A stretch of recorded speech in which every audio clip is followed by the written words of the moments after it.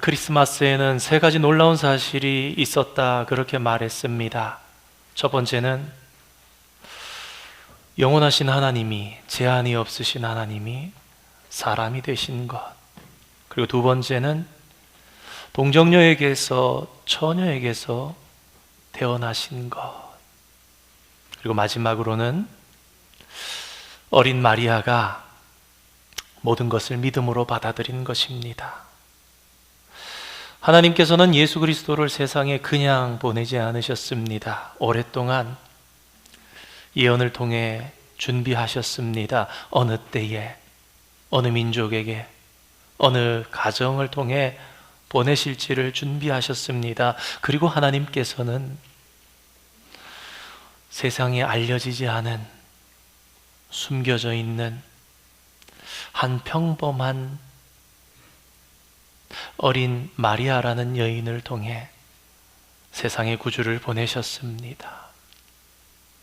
예수님은 육신의 어머니인 마리아의 영성과 순종을 통해서 이 세상에 오신 것입니다.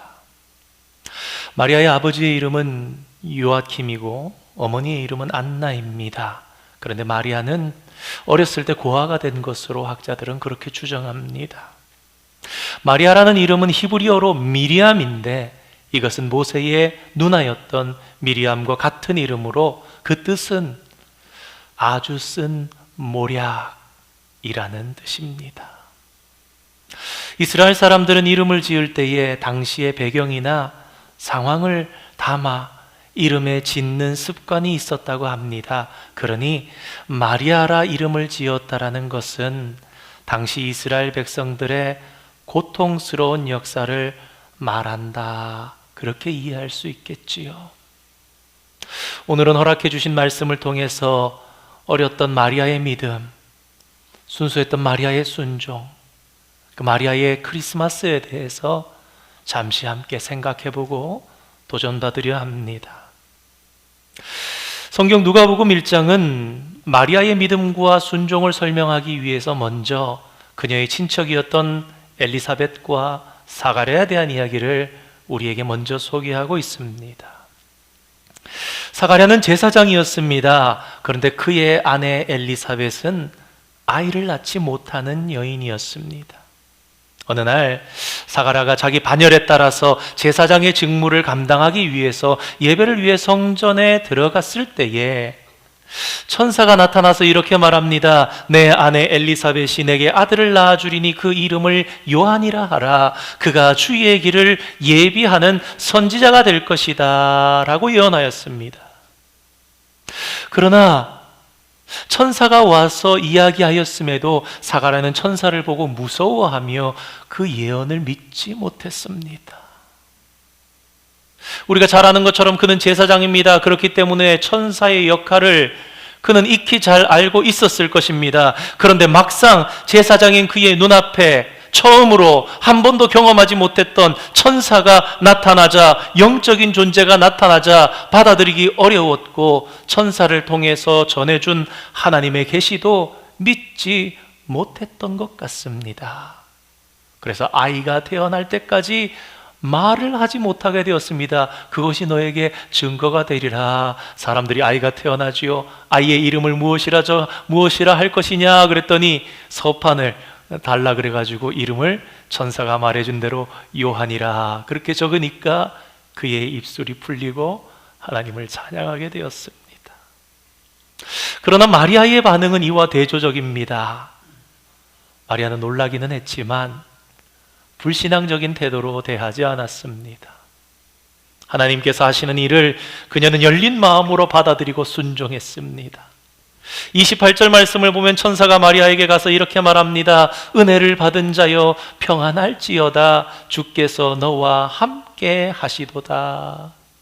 우리는 성경을 보면서 이러한 인사에 대해서 크게 이상하게 생각하지 않을 수도 있습니다.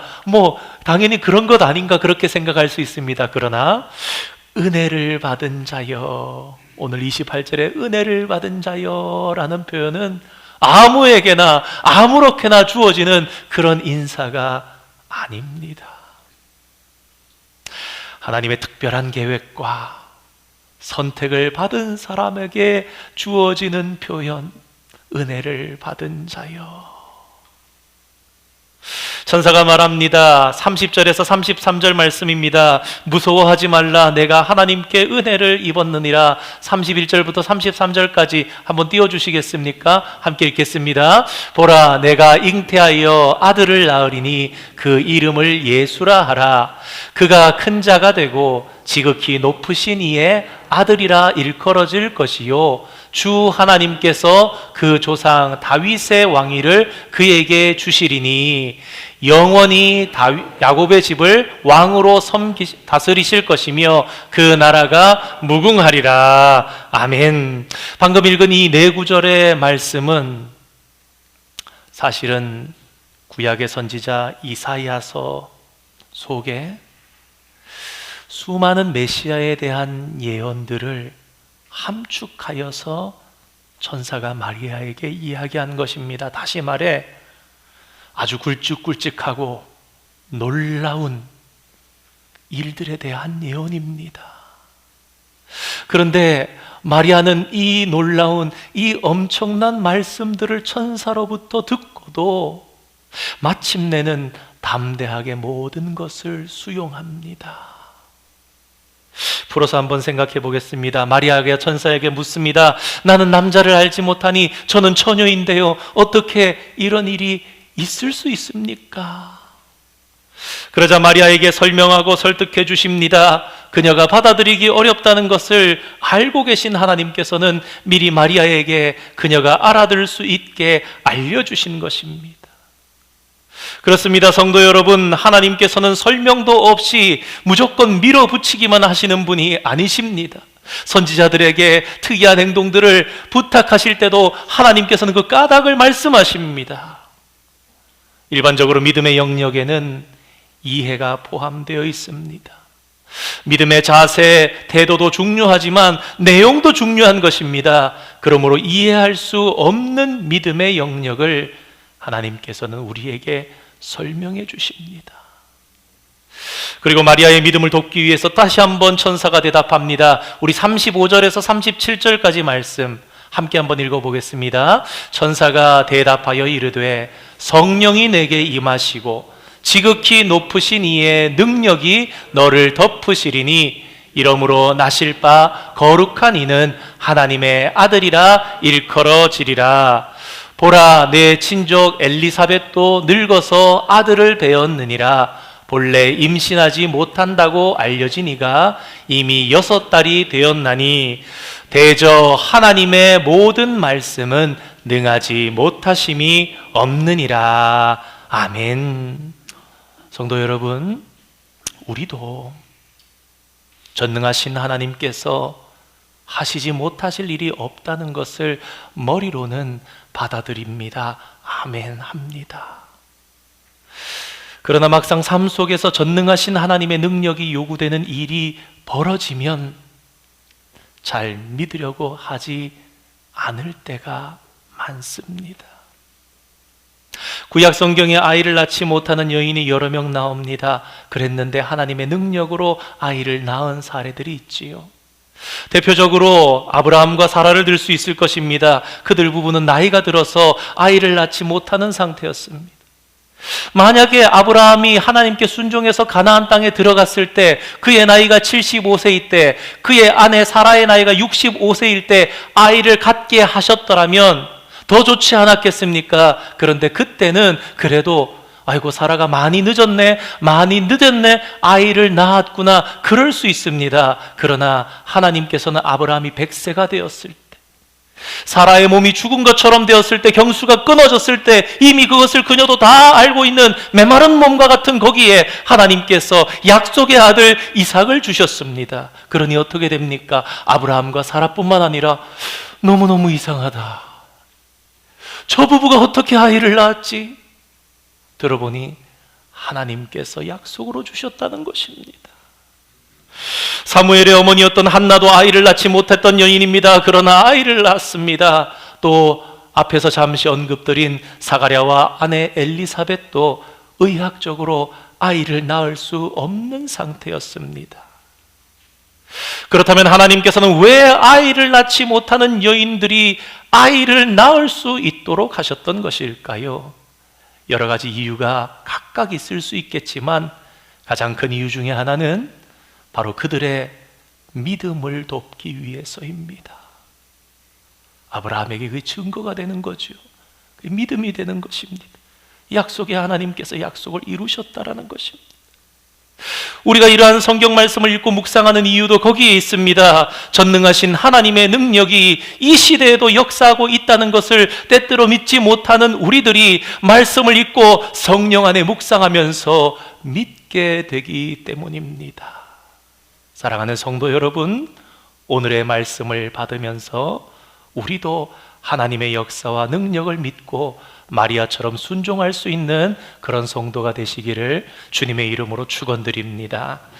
천사가 말하자 마리아가 대답합니다. 우리 38절 말씀 함께 한번 읽어보겠습니다. 마리아가 이르되 주의 여종이오니 말씀대로 내게 이루어지이다 하매 천사가 떠나가니라. 아멘. 이전 개역 한글 성경에 보면 계집종이오니, 원어를 따라서 번역하면 노예이오니, 저는 하나님의 노예 아닙니까? 그러니 하나님 말씀대로 이루어지지 아니하겠습니까? 이 얼마나 담대한 순종의 믿음입니까? 자기가 임신을 했다는데, 남자도 알지 못하는데. 몇 해 전에 말씀드렸던 기억이 납니다. 불과 14세에서 15세에 불과한 우리 중고등부의 시연이 정도, 9학년 정도의 아이의 나이에 성령으로 잉태되어서 아들을 낳으리니 세상을 구할 구세주시다. 그런데 마리아는 말씀대로 이루어지이다. 마리아의 대답을 한 단어로 표현한다면 아멘입니다. 아멘은 정말로 그렇게 이루어지기를 원합니다라는 뜻이지요.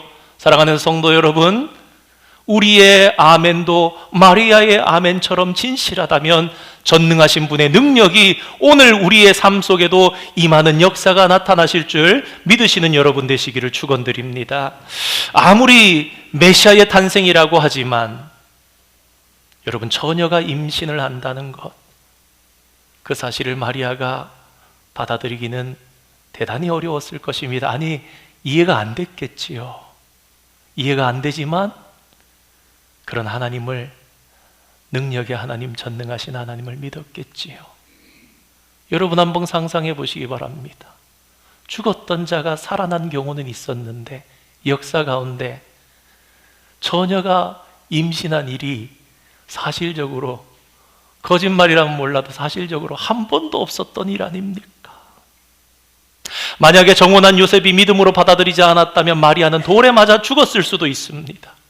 그런 면에서 마리아의 정혼자였던 요셉의 믿음도 참 위대하다 할 수 있습니다. 사실 이 일은 매우 위험한 일이고 또 사람들에게 조롱과 의심의 대상이 되는 일이기도 했습니다. 천사를 만났던 요셉과 마리아도 받아들이기 어려운 현실인데 여러분, 다른 사람은 믿겠습니까? 에이, 그럴 수가 있나? 처녀가 에이, 뭔 일이 있었겠지, 설명이 되는 것입니까? 영적으로는 영광스러운 일이지만 육체적으로는 매우 고통스럽고 힘든 일이었습니다. 그렇습니다. 마리아에게 요구되었던 순종은 영적인 축복인 동시에 또한 그것은 자기 자신을 매우 위태롭게 만드는 일이기도 했습니다. 그러나 놀랍게도 어린 마리아는, 그녀의 신앙은 그녀보다 하나님께서 이루고자 하시는 일이 더 중요했습니다. 그러니 뭐라 그럽니까? 주의 여종이오니 저는 하나님의 노예입니다. 하나님의 뜻대로 하십시오. 왜? 내 인생보다 하나님의 뜻이 더 중요하고 더 크니까. 마리아가 이런 엄청난 소식을 아멘으로 받아들일 수 있었던 이유는 무엇입니까? 그것은 그녀가 평소 하나님의 말씀에 순종하는 훈련을 게을리하지 않고 부지런히 해왔다는 것을 증명합니다. 분명합니다. 만일 마리아가 하나님의 말씀과 동행하지 않았다면 이런 엄청난 말씀에 결코 반응하지 못했을 것입니다. 여러분 보십시오. 제사장 사가랴는 천사가 나타나도 온전하게 받아들이지 못했습니다. 그렇습니다. 어떤 위치에 있느냐, 어떤 직분을 가지고 있느냐, 그렇다고 해서 하나님께 쓰임을 받는다고 볼 수 없습니다. 사람들에게 주목받지 못한 평범한 여인 마리아. 요셉과 마리아가 살고 있던 마을은 당시에 약 500명 정도 살고 있는 마을이었다고 합니다. 다시 말해서 한 100가구 정도 겨우 살고 있던 마을. 숨겨져 있을 수밖에 없고 아무도 알지 못했던 작은 여자 마리아. 그러나 그런 그녀에게 하나님의 놀라운 말씀이 임하자 그녀는 아멘 하면서 순수하게 위대하게 순종하며 그녀 자신의 몸이 하나님의 위대한 축복의 통로가 되었던 것입니다. 세상을 구원하실 예수님, 하나님이신 그분을 사람으로 이 세상에 오게 하시는 그런 통로가 되었던 것입니다. 우리 누가복음 2장 19절 말씀 한번 띄워주시겠습니까? 읽겠습니다. 마리아는 이 모든 말을 마음에 새기어 생각하니라. 아멘. 제가 우리말 성경으로 다시 한번 누가복음 2장 19절 말씀을 읽어드리겠습니다. 그러나 마리아만은 이 모든 일을 마음에 간직하고 곰곰이 되새겼습니다. 방금 읽은 누가복음 2장 19절 말씀은 들에서 양을 치던 목자들이 천사를 만나고 찾아와서 요셉과 마리아와 구유에 누이신 예수님을 본 것입니다. 그리고 자신들에게 있었던 일을 이야기를 한 거죠. 다른 사람은 마음에 두지 않았다 할지라도, 아버지였던 요셉도 그냥 이렇게 넘겼다 할지라도 마리아만은 이 모든 일을 마음에 간직하고 곰곰이 새겼다. 시므온과 안나를 성전에서 만났을 때에도 여러 가지 일들이 있을 때마다 성경은 몇 차례나 얘기합니다. 그러나 마리아는 이 모든 일을 마음에 간직하였더라. 그렇습니다. 마리아는 천사들이 와서 한 말을 마음에 듣고 지키겠다고 다짐했습니다. 그녀는 항상 하나님의 말씀을 그녀의 마음에 두었습니다. 그렇게 메시아에 대한 예언, 또 예수님께서 주신 모든 말씀을 마리아는 그녀의 마음에 새겼습니다. 당신의 아들인 예수님께서 십자가를 향해서 가실 때에도 마리아는 어쩔 수 없이 포기했던 것이 아닙니다. 장차 다가올 고난과 죽음에 대해 하신 말씀을 마음에 새기며 순종했던 것입니다. 그런데 마리아의 순종은 거기에서 그치지 않습니다. 예수님의 마지막 말씀까지, 부활 이후에 주신, 승천 이전에 주신 약속까지 다 순종했습니다. 예수님께서 무엇이라 그러십니까? 예루살렘을 떠나지 말고 너희는 한 곳에 모여 약속하신 성령을 기다리라. 마가의 다락방에 120문도가 있었을 때 그 중 하나가 마리아였습니다. 무슨 말입니까? 마리아는 예수님의 말씀에 순종하며 예수님의 한 사람의 제자로 살았던 것입니다. 자신이 예수님의 육신의 어머니라는 것을 나타내면서, 드러내면서 초대교회의 위에 군림할 수도 있었을 것입니다. 그러나 그녀는 그렇게 하지 않았습니다. 그저 성령을 기다리는 오순절의 제자로, 성령을 받은 주님의 제자로 살았습니다. 무엇을 말합니까? 마리아는 예수님의 육신의 어머니였지만 그녀 또한 예수님을 그리스도 주로 섬기는 제자였던 것입니다. 로마 가톨릭이 마리아를 신격하고 숭배하는 것은 매우 잘못된 일입니다. 그러나 이런 마리아의 영성을 본받고 그녀의 믿음의 본을 따르는 것은 믿는 우리에게 귀하고 또 매우 필요한 일이라 하겠습니다. 말씀을 정리하겠습니다. 사랑하는 성도 여러분, 마리아의 성탄, 마리아의 크리스마스는 순종의 크리스마스입니다. 그녀의 순종이 없었다면 주님이 어찌 이 땅에 오셨겠습니까? 하나님께서는 오늘도 투명하게 이해되지 않고 거기다 고통이 따르는 일이라 할지라도 아멘 하고 순종하며 살아가는 사람들을 통해서 여전히 성탄의 축복을 드러내고 증거하고 계십니다. 수많은 고통이 따른다고 할지라도 하나님이 부르시는 이 땅에서 삶을 온전히 드리는 또 한 사람의 마리아, 주님께서 찾으신다면 하나님, 주의 종, 주의 노예입니다. 주님 뜻대로 하십시오. 또 한 명의 마리아가 이 솔즈베리에서 믿음 가운데 살아가는 저와 여러분 되기를 원합니다. 그 옛날 말씀 앞에 이해되지 않아도 아멘 할 줄 아는 마리아를 통해서 이 땅에 구세주 예수님이 오신 것처럼 오늘 말씀 앞에 아멘 할 줄 아는 우리를 통해서 예수 그리스도의 이름이 다시금 증거되는 것입니다. 다시금 성탄을 맞이하는 우리도 마리아처럼 맑고 깨끗한 영성으로 하나님 앞에 아멘으로 응답하는 축복된 성도가 다 되시기를 주님의 이름으로 축원드립니다. 함께 기도하겠습니다.